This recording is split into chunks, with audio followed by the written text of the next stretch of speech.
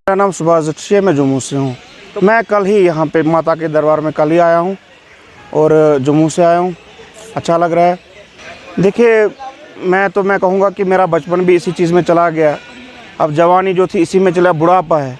लेकिन कश्मीर की जो रोज़ की परिस्थिति है ये बहुत ही ख़राब है, दुखदाई है। इससे न कि एक इंसान के ऊपर बल्कि कारोबार के ऊपर भी जो है, जो बेचारा काम करना चाहता है और ख़ास तौर में कहूँगा जो यहाँ का जो रोज़गार कमाने आता है उसके ऊपर सबसे बड़ी चीज़ है, जो पीड़ा का दर्द उस पर ज़्यादा घूमता है।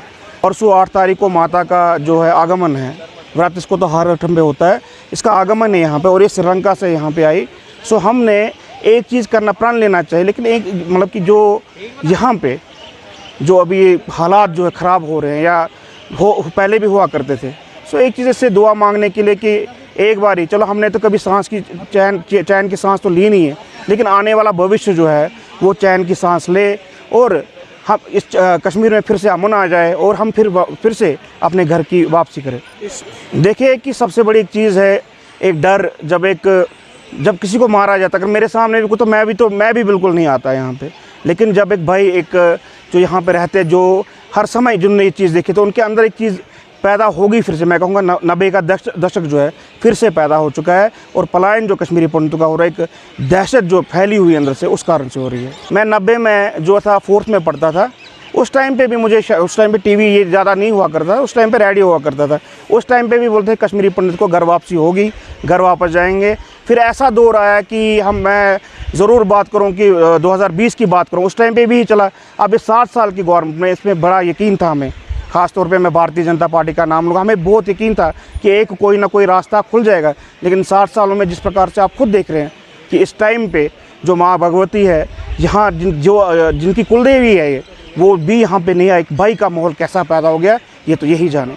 अशोक कुमार कोल, दिल्ली से मैं आया हूँ यहाँ माता के दर्शन द्वार में। माता ने बुलाया हमें, हम आए हैं। वजह यह है कि लोगों को थोड़ा सा डर लग गया है कि अपने ही लोग जो है वो नहीं चाह रहे हैं कि यहाँ लोग हमारे यहाँ आ जाए।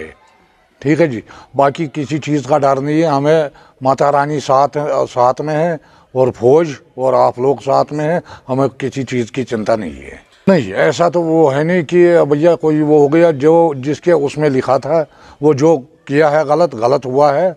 उनके साथ जो गलत हुआ, उनके परिवार के साथ गलत हुआ, हम उनके साथ में हैं। मगर एक बात है कि हमें उस चीज़ को देख के 90 वाला हिसाब नहीं होना है।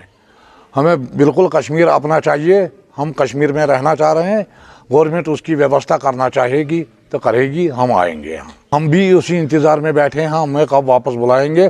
हम अपने बरादरी के अंदर, भाइयों के अंदर बैठना चाह रहे हैं। गवर्नमेंट सफल होने में अगर चाहे तो क्यों नहीं हो सकती है, मगर गवर्नमेंट नहीं कर रही है ना इस चीज़ को। अगर गवर्नमेंट चाहे, जैसे धारा 370 तोड़ दिया, उसी तरीके से हमें भी वापस ला सकती है आराम से। यहाँ कोई ऐसा आदमी नहीं है जो हमें नहीं चाह रहा है यहाँ कि भैया आ जाए या नहीं आ जाए। सब चाह रहे हैं हमें प्यार मोहब्बत सब दे रहे हैं। यहाँ अपने घरों में बिठा रहे हैं, अपने घरों में खिलाने पिलाने की तैयारी कर रहे हैं। मगर तब भी हम आने के लिए राजी है। कम से कम 20-25 घर तो है ही है, बाकी भी कल तक आ जाएंगे। ऐसी बात नहीं है, किसी को वो नहीं है। जब डर दिल से निकालना है तो भैया हमेशा के लिए जिसको आना होगा, माता रानी बुलाएगी, वो आ जाएगा यहाँ। इसलिए लग रहा है कि लोगों को गलत अफवाह फैला दी गई है, किसी ने मीडिया में गलत वो डाल दी है, तो इसलिए लोग डर रहे हैं। बाकी कल 40 गाड़ियाँ रवाना हो रही है जम्मू से यहाँ, उसकी वो नहीं है।